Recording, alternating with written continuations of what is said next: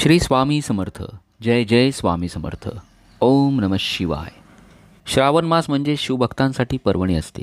भगवान भोलेनाथांची सेवा करण्याचा सर्वोच्च काळ म्हणजे श्रावण मास. उपवास, अभिषेक, पठण, होम हवन श्रद्धायुक्त करून आपण भोलेनाथांची कृपा या महिन्यात प्राप्त करून घ्यावी. भगवान शंकराला भोळा शंकर म्हटलं जातं. त्यांना आवडतो भोळा आणि शुद्ध भाव. शुद्ध अंतःकरणानं आपण या सेवा अवश्य कराव्यात. आपल्या जीवनातील प्रपंचातील कुठलीही समस्या असू द्या, विवाह समस्या असेल, संतती समस्या असेल, आर्थिक समस्या असेल, नोकरी व्यवसायातील अडचणी असतील, कुठलीही समस्या भोलेनाथांना बोलून दाखवायची संकल्प करायचा. भोलेनाथांच्या कृपेने आपल्या सर्व समस्यांचं निराकरण झाल्याशिवाय राहणार नाही. श्रावण महिन्यात भोलेनाथांची कोणती उपासना करावी, कोणत्या सेवा कराव्यात, कोणती पारायणं करावीत, कुठले स्तोत्र मंत्र पठण करावेत, हीच माहिती आपण आजच्या व्हिडिओमध्ये बघणार आहोत. चॅनलवर आपण नवीन असाल चॅनल सबस्क्राईब करा, बेल आयकॉन दाबायला विसरू नका. कमेंट बॉक्समध्ये आपल्या शंका जरूर विचारा. कमेंट बॉक्समध्ये ओम नमः शिवाय लिहायला विसरू नका. श्रावण महिन्यामध्ये कोणत्या ग्रंथांचं पारायण आपण केलं पाहिजे? भगवान शिवाचं महात्म्य सांगणारा, महती सांगणारा ग्रंथ शिवलीलामृत. शिवलीलामृत या ग्रंथाचं पारायण आपण श्रावण महिन्यामध्ये अवश्य करा. कुठल्याही श्रावणी सोमवारी आपण हे पारायण सुरू करू शकता किंवा कुठल्याही दिवशी पारायण सुरू करावं. 7 दिवसांमध्ये 15 अध्याय आपल्याला पठण करायचे आहेत. हे पारायण कसं करायचं, नियम काय आहेत, पूजा मांडणी कशी करायची, याविषयीचा व्हिडिओ मी कालच आपल्या चॅनलवर प्रदर्शित केला आहे.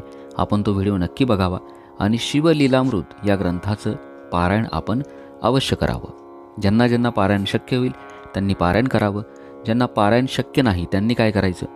शिवलीलामृत 11वा अध्याय, या अध्यायाचं पठण आपण नित्य करा. रोज आपण 1 वेळा या अध्यायाचं पठण करा.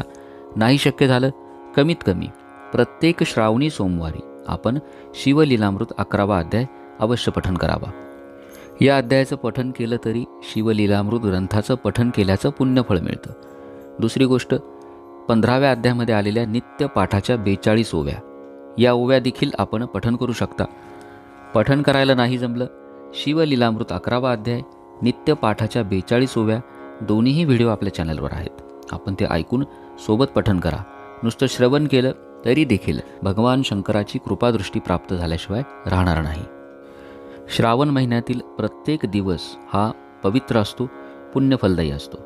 फक्त श्रावणी सोमवारीच आपण भगवान शंकराची सेवा करायची का? नाही. श्रावणातील प्रत्येक दिवस भगवान शंकरांना, भोलेनाथांना समर्पित असतो. दररोज आपण नित्यनियमानं काही ना काही सेवा, आराधना, उपासना अवश्य करावी. दुसरी महत्त्वाची सेवा, नवनाथ भक्तिसार पारायण. श्रावणात नवनाथांची सेवा, उपासना अवश्य करावी. 40 अध्यायाचा हा ग्रंथ आहे. नवनाथ भक्तिसार पारायण साप्ताहिक पारायण किंवा 9 दिवसांचं पारायण आपण अवश्य करावं. हे पारायण कसं करायचं, पूजा मांडणी, नियम याचा देखील व्हिडिओ आपल्या चॅनलवर आत्ताच प्रदर्शित केला आहे. तो व्हिडिओ बघा. शंका असल्यास मला नक्की विचारा. कुठलीही शंका, भीती मनामध्ये न ठेवता आपण हे पारायण अवश्य करावं. ज्यांना पारायण करणं शक्य नाही त्यांनी नवनाथ भक्तिसार या ग्रंथातील 40वा अध्याय, ज्याला कल्पतरू असं म्हटलं जातं, सर्व मनोकामना पूर्ण करणारा असा हा दिव्य अध्याय आहे. या अध्यायाचं नित्यनियमाने श्रावणामध्ये रोज 1 वेळा पठण किंवा श्रवण अवश्य करावं. आपल्या चॅनलवर याचा देखील व्हिडिओ आहे. आपण तो ऐकून सोबत पठण करा.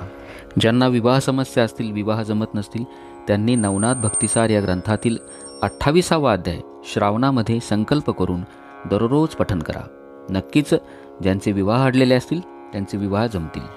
नवनाथ पारायण जर आपल्याला शक्य नसेल तर दिंडोरी प्रणित स्वामी समर्थ महाराजांचं जे केंद्र आहे, परमपूज्य गुरुमाऊली यांच्या मार्गदर्शनाखाली 900 ओव्यांचा एक छोटा ग्रंथ आहे, संक्षिप्त नवनाथ कथासार. या ग्रंथाचं पठण आपण करू शकता.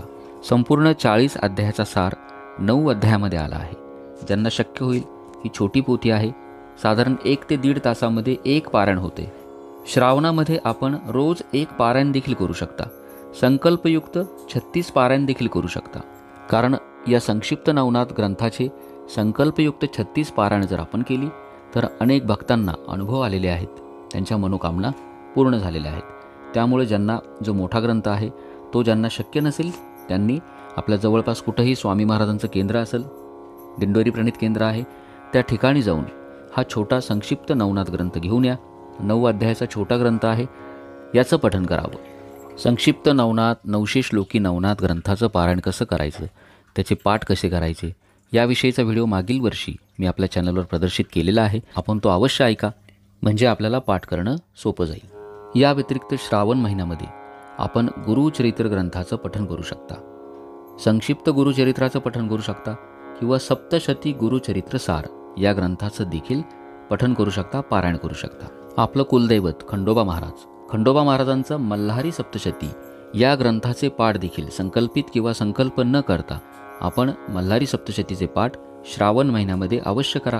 कुलदेवतेची कृपा आपल्याला प्राप्त होईल. श्रावण महिन्यामध्ये कुठली व्रत आपण करू शकतो? सर्वात महत्त्वाचं, प्रत्येक श्रावणी सोमवारी आपल्याला ज्यांना ज्यांना शक्य असेल, आजारी माणसं, लहान मुलं ज्यांना उपवास निघत नाही त्यांनी उपवास करू नका, परंतु बाकीच्यांनी श्रावणी सोमवारचा उपवास अवश्य करावा. प्रत्येक सोमवारी आपल्याला भगवान शंकराची सेवा करायची आहे. त्यामध्ये प्रामुख्यानं रुद्राभिषेक अवश्य करावा. आपल्या देवघरातील शिवलिंगावरती विविध स्तोत्र, मंत्र तसंच रुद्राध्याय पठण करून रुद्राभिषेक जर आपण केला तर आपल्या घरामध्ये वर्षभर सुखसमृद्धी राहील. तसंच ज्या घरामध्ये नेहमीच भांडणं असतात किंवा आपल्या घरामध्ये कुणाला व्यसन असेल, लहान मुलं त्रास देत असतील, तर रुद्राभिषेक केल्यानंतर जे तीर्थ असतं, या तीर्थाचं सेवन जर केलं, घरातील जे पीडित व्यक्ती असतात, आजारी असतील किंवा व्यसनी लोक असतील किंवा लहान मुलं जे त्रास देतात किंवा ज्यांचं अभ्यासात लक्ष नाही, अशांना जर हे रुद्राभिषेक केल्यानंतरचं तीर्थ जर आपण दिलं तर नक्कीच त्यांच्यामध्ये आपल्याला फरक जाणवेल. रुद्राभिषेक करत असताना रुद्राध्याय पठण करणं किंवा त्यासोबत ही सर्व स्तोत्र पठण करणं आपल्याला सोपं जावं म्हणून आपल्या या चॅनलवरती संपूर्ण रुद्राभिषेकाचा मंत्रासहित, स्तोत्रासहित, रुद्राध्यायासहित एक व्हिडिओ आहे. साधारण 1.5 तासाचा व्हिडिओ आहे. तो व्हिडिओ आपण लावून त्याला फक्त फॉलो करावं आणि अशा पद्धतीनं प्रत्येक सोमवारी आपण रुद्राभिषेक अवश्य करावा. भगवान शिवाची काही स्तोत्र, त्यामध्ये प्रामुख्यानं शिवमहिम्न स्तोत्र, शिवकवच, शिवस्तुती, कैलास राणा, शिवचंद्रमौळी ही शिवस्तुती किंवा रुद्राध्याय आणि कालभैरवाष्टक या सर्व स्तोत्रांचं श्रावणी सोमवारी तसंच दररोज श्रावण महिन्यात दररोज आपण या स्तोत्रांचं कमीत कमी 1 वेळा पठण करा किंवा श्रवण करावं. ही सर्व स्तोत्र देखील आपल्याला आपल्या या चॅनलवर मिळून जातील. आपण ती ऐकून सोबत पठण करा. भगवान शिवाची अशा पद्धतीची ही जी सेवा असते, ही जर आपण मनोभावी केली, आपल्या भोवती, आपल्या कुटुंबाभोवती एक संरक्षण कवच, भगवान शिवाचं संरक्षण कवच तयार होतं. सर्व प्रकारच्या संकटांपासून भोलेनाथ आपल्या सर्वांचं रक्षण करतील. या व्यतिरिक्त संपूर्ण श्रावणामध्ये आपल्याला काही मंत्र साधना करायच्या आहेत. त्यामध्ये प्रामुख्यानं श्री स्वामी समर्थ हा षडाक्षरी मंत्र, त्यानंतर महिलांनी पंचाक्षरी शिवमंत्र नमः शिवाय या मंत्राचं पठण करावं. पुरुषांनी षडाक्षरी शिवमंत्र ओम नमः शिवाय या मंत्राचं पठण करायचं. त्यानंतर रुद्र गायत्री मंत्र ओम तत्पुरुषाय विद्महे महादेवाय धीमहि तन्नो रुद्र प्रचोदयात या मंत्राचं जास्तीत जास्त पठण करा. महामृत्युंजय मंत्र ओम त्र्यंबकम यजामहे सुगंधिं पुष्टिवर्धनम उर्वा रुक्मे बंधनान मृत्योर्मोक्षी यमामृतात या मंत्राचं जास्तीत जास्त पठण आपण करावं. संजीवनी मंत्र, अमृत संजीवनी मंत्र हे सर्व मंत्र आपण श्रावण महिन्यात दररोज यथाशक्ती 11 वेळेला करा. ज्यांना शक्य होईल त्यांनी 1 माळ करावं यथाशक्ती, परंतु मनोभावे पठण करायचं. हे सर्व मंत्र देखील आपल्या या चॅनलवर उपलब्ध आहे. आपण ऐकून सोबत पठण करावं. या व्यतिरिक्त ज्यांना 16 सोमवार व्रत हे सुरू करायचं असेल, कुठल्याही श्रावण सोमवारी आपण 16 सोमवारचं व्रत सुरू करावं. श्रावणी सोमवारी जर आपण व्रत सुरुवात केली नक्की फळाला जाईल. वरद लक्ष्मी व्रत हे देखील या महिन्यामध्ये केलं जातं. हे व्रत देखील आपण करू शकता. आपल्या घरामध्ये वर्षभरातून 1 वेळेला तरी सत्यनारायणाची पूजा अवश्य करावी. पौर्णिमेला आपण सत्यनारायणाचं व्रत करत असाल, श्रावण महिन्यामध्ये कमीत कमी 1 वेळा सत्यनारायणाची पूजा आपल्या घरामध्ये अवश्य करावी. सत्यनारायणाची पूजा आपण देवांना, ब्राह्मणांना बोलून करून घ्या. समजा ब्राह्मण देवा उपलब्ध नाही झाले तर सत्यनारायणाची संपूर्ण पूजेचा व्हिडिओ देखील आपल्या चॅनलवर आहे. आपण तो व्हिडिओ फक्त फॉलो करून त्या पद्धतीनं पूजा करावी. तर येणाऱ्या श्रावण महिन्यामध्ये साधारणतः आपल्याला यातील ज्या ज्या शक्य होतील तेवढ्या सेवा आपण मनोभावे कराव्यात. मनोभावे सेवा करण्याला महत्त्व आहे. भोळे शंकराची कृपा आपल्यावर नेहमीच राहील. आपल्या सर्व समस्यांचं निवारण हो. आपल्या सर्व मनोकामना भोलेनाथाच्या कृपेने प्राप्त हो, हीच स्वामींच्या चरणी मी प्रार्थना करतो. आपल्याला हा व्हिडिओ जर आवडला असेल, जास्तीत जास्त शिवभक्तांपर्यंत पोहोचवा. चॅनल सबस्क्राईब करा.